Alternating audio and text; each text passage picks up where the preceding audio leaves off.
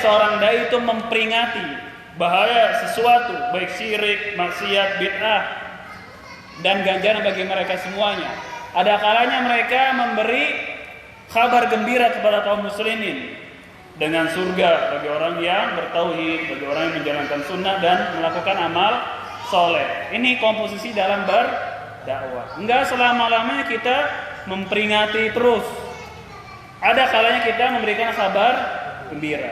Enggak juga selama-lamanya kita memberikan kabar gembira dengan fadilah-fadilah amal saja, tidak. Tapi ada sisi yang lain, kita memperingati kaum muslimin. Karena ini komposisi isi dakwahnya para nabi dan rasul. Semuanya seperti itu. Makanya Allah katakan rusulan mubasyirina wa munzirin. Rusulan mubasyirina wa munzirin, kata Allah. Mereka adalah para rasul mubasyirin, memberikan kabar gembira, wa munzirin. Apa itu? Memberikan peringatan, ancaman. Ya rusulan mubasyirina wa munzirin li'alla yakuna lin-nasi 'ala Allahi hujjatun ba'da ar-rusul wa kana Allahu 'azizan hakima. Mereka adalah para rasul yang memberikan kabar gembira dan juga ancaman agar tidak ada alasan bagi manusia nanti ketika bertemu dengan Allah. Ini juga tujuan diciptakannya apa? Diturunkannya para nabi dan rasul. Apa tujuan diantaranya? Agar manusia ketika bertemu dengan Allah nggak ada lagi alasan. Wahai Allah, nggak ada yang memberikan peringatan kepada kami. Jangan ada alasan seperti ini. Makanya Allah turunkan kepada mereka nabi dan rasul. Maka Allah katakan liyakuna 'alan nasi liyakuna 'alan nasi hujjatun ba'da rasul. Ya, agar manusia tidak ada lagi alasan ketika mereka bertemu dengan Allah. Ya, liyakuna lin-nasi 'ala Allahi hujjatun ba'da rasul. Ini dua komposisi dakwahnya para nabi dan rasul. Dia memberikan peringatan dan kabar gembira. Kemudian menjadi asas dari itu semua dakwah mereka adalah tauhid. Pembahasan yang lain. Di surat yang lain, waqala fi Ibrahim wa Ishaq wa Yaqub sallallahu alaihi wasallam. Dan Allah Subhanahu wa taala berfirman, kata Syekh Ibnu Utsaimin, tentang Nabi Ibrahim. Kemudian Ishaq, siapa itu Ishaq? Anaknya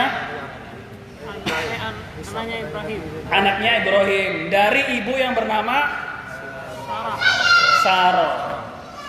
Dari ibu yang bernama Hajar, anaknya Ismail. Allah berfirman tentang Ibrahim, kemudian Ishaq, wa Yaqub, dan juga Yaqub. Siapa ini Yaqub? Nabi, betul. Anaknya siapa dia? Anaknya Ishaq. Siapa nama lain dari Yaqub?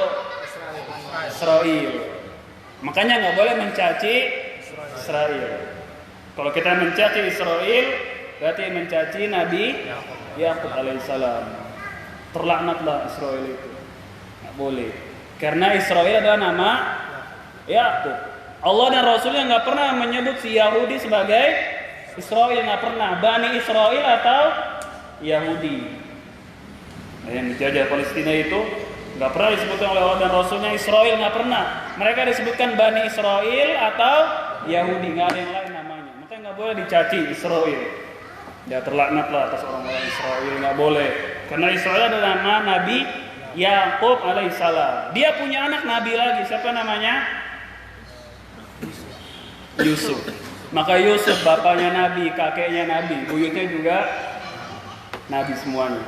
Yusuf. Ini nasab yang paling keren di dunia ini. Nggak ada yang nasab paling keren kecuali Yusuf alaihissalam. Bapaknya Yakub, Nabi.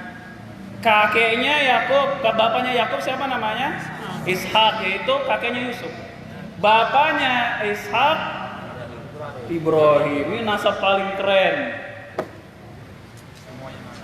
Semuanya Nabi, ayahnya, kakeknya, bapak dari kakeknya, semuanya nasab paling keren. Dan mereka semua adalah Bani Israel. Keturunan Yakub disebut Bani Israel. Banyaklah ketika itu para nabi atau rasul dari kalangan Bani Israel. Sulaiman, Daud, Isa, Musa, semua itu Bani Israel, anak-anaknya dari Israel. Nah, Bani Israel ini ada yang baik, ada yang buruk. Kalau orang-orang Yahudi beriman kepada Nabi SAW, maka jadi orang yang baik. Karena si Yahudi ini nggak beriman kepada Nabi SAW, jadilah orang-orang yang buruk. Bahkan sempat dikutuk, dilaknat oleh Allah menjadi kera dan babi mereka. Apa sifatnya di sini? Antum buka di surat Shad ayat ke-45 sampai 47.